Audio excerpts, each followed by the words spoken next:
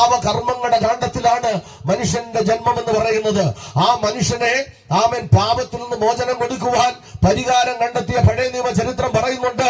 പിതാക്കന്മാർ, പുരോഹിതന്മാർ യാഗം നടത്തി പാപപരിഹാരം കണ്ടെത്തി. ആ പാപത്തിന്റെ പരിഹാരത്തിന് മൃഗത്തെ കൊടുക്കുമായിരുന്നു, പാപത്തിന്റെ പരിഹാരത്തിന് പക്ഷികളെ കൊടുക്കുമായിരുന്നു, പാപത്തിന്റെ പരിഹാരത്തിന് യാഗവസ്തുക്കളെ കൊണ്ട് കൊടുക്കുമായിരുന്നു. ഇങ്ങനെ നിരന്തരമായ യാഗങ്ങളും കർമ്മങ്ങളും നടന്നുകൊണ്ടിരുന്ന ഭൂമിയുടെ ഭൂപ്പരപ്പിൽ നിന്ന് മനുഷ്യനെ പാപരഹിതനാക്കുവാൻ, മോചിപ്പിക്കുവാൻ ഏക വഴിയായി സ്വർഗം തുറന്നിറങ്ങി വന്ന ഏക രക്ഷിതാവെന്ന് പറയുന്നത് സർവശക്തനായ ദൈവമാണ്. അതുകൊണ്ടാണ് മനുഷ്യന്റെ പാപത്തിൽ നിന്ന് പരിഹാരം തരുവാൻ ലോകത്തിൽ ആർക്കും കഴിയത്തില്ല, അത് ദൈവത്തിന് മാത്രമേ കഴിയത്തുള്ളൂ എന്ന് വിശുദ്ധ ബൈബിൾ വിളിച്ചു പറയുന്നത്.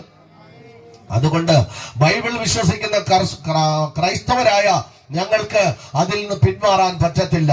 ഏതൊരു രാജ്യത്തിൽ